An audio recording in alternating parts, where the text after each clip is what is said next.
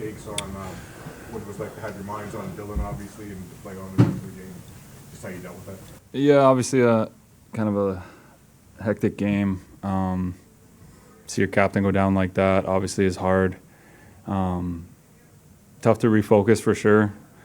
But I thought guys kind of rallied and got back to playing.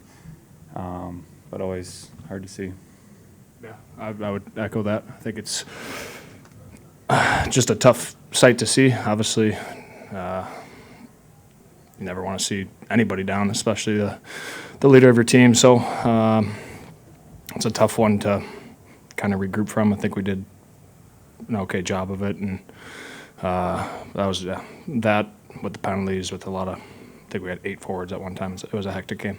That was my next thing to you. How tough was it for you forwards when Babs was out too, and then you lost Perron and Larkin, just for you guys to manage the game the rest of the way? Yeah, it just adds on top of that emotion and just chaoticness. There's a lot going on. Listen, stuff happens. Could happen again. A couple guys go down or whatever it may be. That's a hockey game. I think I don't think anybody in that room is going to really take that as an answer or an easy blame. I think, we had chances to score there and some power plays and whatnot. So, but makes it difficult. When you went with Joseph, what was your thought there, Christian? I think all 21 guys would have done the same thing in our room. Obviously wanted to wait a second there. We have 9 forwards. There's probably multiple opportunities to do that earlier, but didn't want to go down to 7 forwards or 8. I think it would have been 7 forwards at one time. But that's the captain of our team. Every guy in the locker room would stick up for him and everyone else. Part of the response also Perron gets ejected and their guys get minors. Yeah, it's. I know they looked at it, but how we end up with a 3-minute kill at the end of that, whole ordeal. I don't think any of us would have expected that. So, but like I said, I think we killed it. We killed those 3 minutes off. No harm, no foul. Could have responded after. It's just like I said, chaotic game. Tough loss.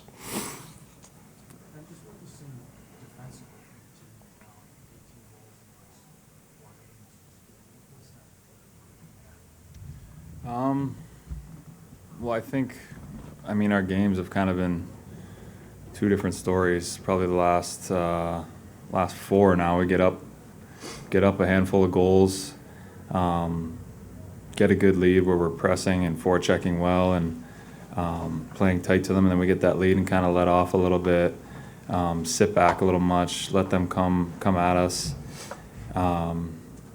And then lately there's been, obviously a lot of odd man rushes. You saw it in the San Jose game, a lot of 2-on-1s. Was better tonight, I thought. Still a couple, but I think that's been the difference when we're sitting back after we get a lead.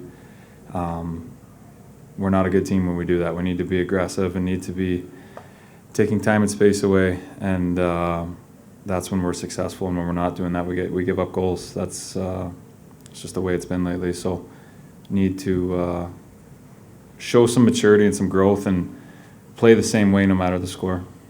And how scary was it? Dylan was motionless there for him laying on the ice. I think it's scary for everybody in the rink when you see someone unconscious. So, hard to watch, especially when it's your friend and captain, and scary for his family when you see someone down like that. So, a lot of different emotions. Yeah, no update. Just kind of what I know our press team sent out. Obviously, it was a really scary situation of him being knocked out. Obviously, him leaving on his own feet. So no further update. He's still getting evaluated. Obviously, that was scary, but even going back to last year, it seems like their game against you was a hack and whack game to get you off your game. Yeah, I don't know. I just obviously we're very concerned, and that's a really tough look seeing him passed out on the ice, unconscious. But I'd have to look back over it. The refs probably did the right thing in taking the 5-minute call to be able to review it and communicate extremely well. They probably did a really good job with that situation, all considering. And yeah, I don't know if we kind of got away from it. It's just, I mean, we scored. We ended up getting out of the period 1-1 through all of it. Obviously, what really stung was us being down to 9 forwards and taking 2 penalties immediately to start the second. Kind of changed the whole complexion of the game. What was the key to managing the game when you were down at one time 3 forwards? Yeah, I think I give those 9 forwards credit, especially in the third, to keep competing. You know, obviously we're down 3 goals. It's a very emotional situation, and they gave us some looks. We had a chance. Just wanted to get a goalie pulled and give us a chance, and I give the guys credit for doing that.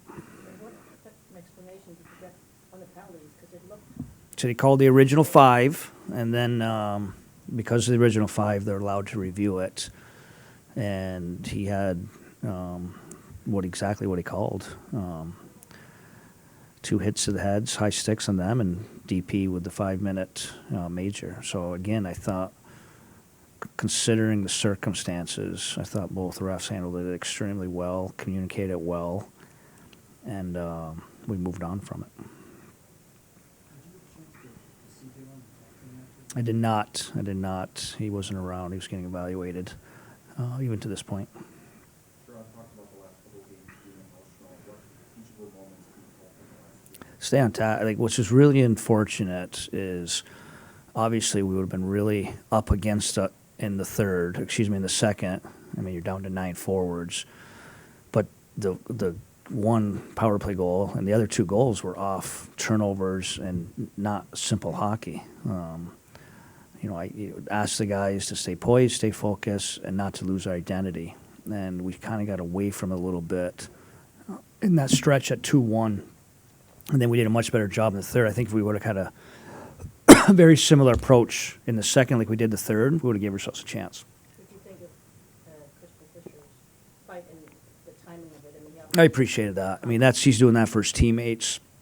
I even appreciate Matthew Joseph understandably taking the fight too.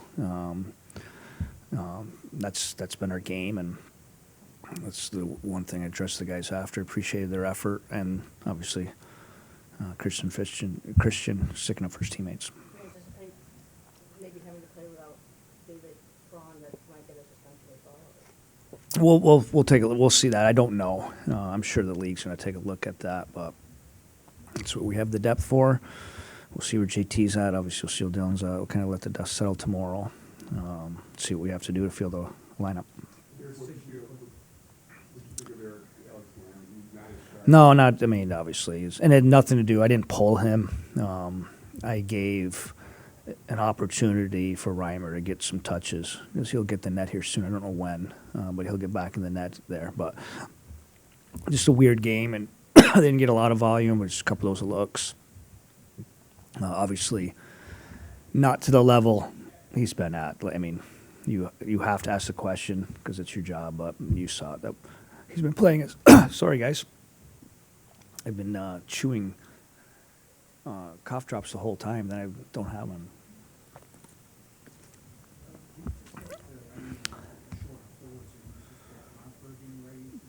I don't know. He's close. So ideally, with everything going on, we could use him. But I don't know. He's really close. He's truly day to day. We'll get a better feel when we get into Dallas. Fabry's got a good cut. He's getting an X-ray right now. So, obviously at one point there, we're actually down to 8. Obviously he had the mask on, but yes, he's getting evaluated right now too. It was tough, and it was one of those scary. And again, I think my point, starting with it, went from a really, really scary moment, and then for him to become conscious, not have to go out on the stretcher, I think that was a big lift for everyone. And again, we'll get a better feel to the extent of the injury. Thanks, guys.